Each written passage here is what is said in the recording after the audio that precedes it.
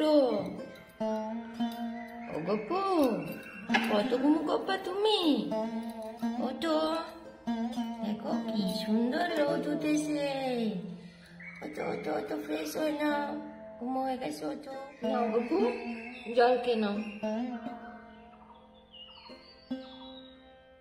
খেয়েছ? বুক্কু খাও, তোমার প্রিয় আরিও বুক্কু কেন? ভালো বুক্কুটা, কেসো ভালো ছেলে, এখানে থাক, আস্তে আস্তে পরে খেয়ে নিও।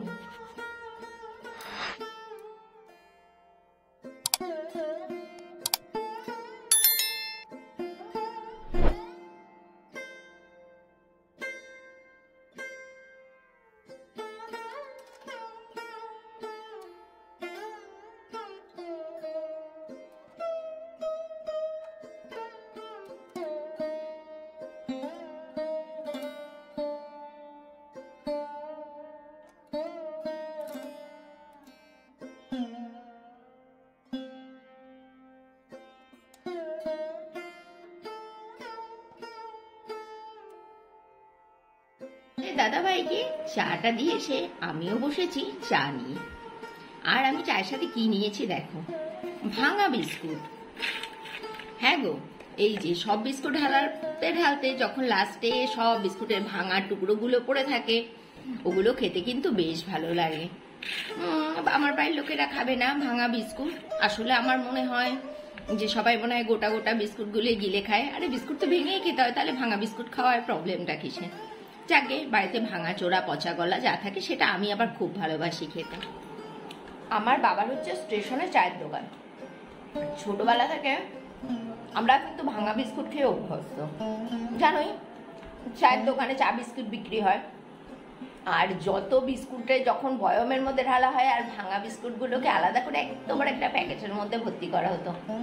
সেই বিস্কুট কি একটু আধটু বিস্কুট না বাবু, প্রতিদিন এত এত বড় বড় প্যাকেটে করে 2-3টে করে প্যাকেটে বিস্কুট নিয়ে আসতো, আর আমরা পেট ভর্তি করে ওই বিস্কুটগুলো খেতাম। আসলে কি বলতো, নানা রকমের মেশানো বিস্কুটের টেস্টটাই কিন্তু আলাদা থাকতো। আর এই বিস্কুটগুলো খেতে খেতে এখন সেই ছোটবেলার কথা মনে পড়ছে। অনেকদিন খাওয়া হয় না জানো তো বাবুর দোকানে সেই ভাঙা বিস্কুট। তোমাদের দাদা ভাই ছেলেকে দিয়ে আসছে স্টেশনে। আজ আছে ওর এক্সাম, আজই লাস্ট এক্সাম। দাঁড়াও একটু দাঁড়াই, চলে যায়, তারপরে ঘরে গিয়ে বসাবো রান্না বান্না।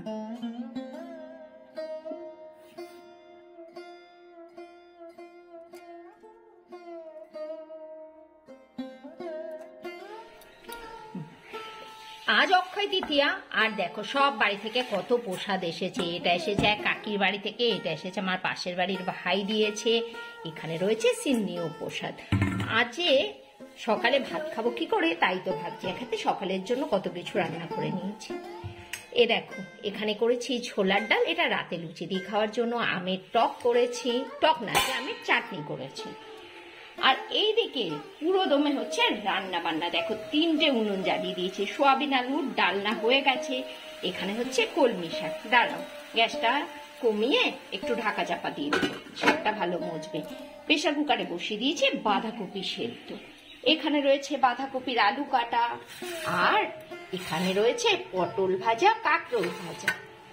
আলু একটু বেশি করে সেদ্ধ দিয়েছিলাম সকালে ভাত খাবো বলে, তার জন্য। সকালে তো ঘি দিয়ে আলু সেদ্ধ দিয়ে খাবো, কিন্তু আমি সকালে আর ভাত খাওয়া আজকে আমার হবে না, তাহলে প্রসাদগুলো সব নষ্ট হবে। আমি খাবো প্রসাদ। আর যে আলুগুলো সেদ্ধ দিয়ে দিয়েছিলাম না ভাতের মধ্যে, এই দেখো এখানে রয়েছে এই আলুগুলো। সকালে ওরা তোমাদের দাদা ভাই আর মেয়ে যা খাবে খাবে, আর বাদ বাকিটা আমি তেল লঙ্কা দিয়ে মেখে নেব। তোমাদের দাদা ভাইকে অনেক বারণ করলাম বাজার করতে হবে না, বাজার করতে হবে না। তা সত্ত্বেও ও বাজারে গিয়ে যথারীতি বাজার করে নিয়ে এসেছে। ইয়া বড় একটা বাঁধাকপি নিয়ে এসেছিল আজ রান্নার জন্য। মাসিকে দিয়েছিলাম বাঁধাকপিটা কাটতে। ও মা, মাসি বাঁধাকপিটা কাটতে গিয়ে দেখছে অর্ধেকের বেশি পচা। ওপর থেকে দেখে বোঝার উপায় ছিল না যে বাঁধাকপির ভেতরটা এতটা খারাপ। কি করে বুঝবে বলো তো? ওপর থেকে দেখে তো বেশ ভালোই মনে হয়, একাতে ভেতরে থাকে পচা গলা। আর এই উনুনে বসিয়ে দিয়েছি কি বলতো, কলমি শাকের ভাজা। রান্না বান্না কমপ্লিট করে বাসনগুলো নিচ্ছি মেজে। অসীমা তো বেশ কিছুদিন ধরে আসছে না, কি করেই বা আসবে, ওর তো শরীর প্রচন্ডই অসুস্থ। আর ওর সুস্থ হওয়ার চক্করে আমি হয়ে যাচ্ছি অসুস্থ। তোমাদের দাদা ভাই আজ প্রথম লিচু নিয়ে এসেছে, আর আমার বাড়িতে প্রথম যখন কোনো ফল আসে প্রথমে আমি ঠাকুরকে দিই। এই যে আমার গোপু সোনাকে দিয়েছি, আর অন্য ঠাকুরকেও দিয়েছি। আজ অক্ষয় তৃতীয়া, খুব ভালো করে পুজো করেছি, কারণ আজ যা করবো সেটা অক্ষয় হয়ে থাকবে। আজকে রান্না বান্না কিচ্ছু তোমাদের সাথে শেয়ার করতে পারিনি, খুব বেশি ব্যস্ত ছিলাম। যেহেতু অসীমা কাজে আসছে না দুদিন ধরে, একাই নিজের মানে একাই সব কাজ করতে হচ্ছে। ও তো অনেকটা সাহায্য করে, তাই না? আসলে শরীরটা ভালো নেই, ওই জন্যই ও আসছে না।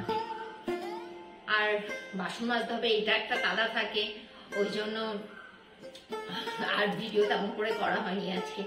দেখো আজকে লাঞ্চে কি কি রয়েছে। এখানে রয়েছে ভাত, আলু সেদ্ধ, পটল ভাজা, উচ্ছে ভাজাটা সকালের, আমি তো আজকে সকালে ভাত খাইনি, সেটাই রয়ে গেছে। রাতের জন্য করে রেখেছি ছোলার ডাল, আর রয়েছে বাঁধাকপি, সয়াবিন আলুর ডালনা, কলমি শাক আর আমের চাটনি। আজকে একদম সিম্পল মেনু।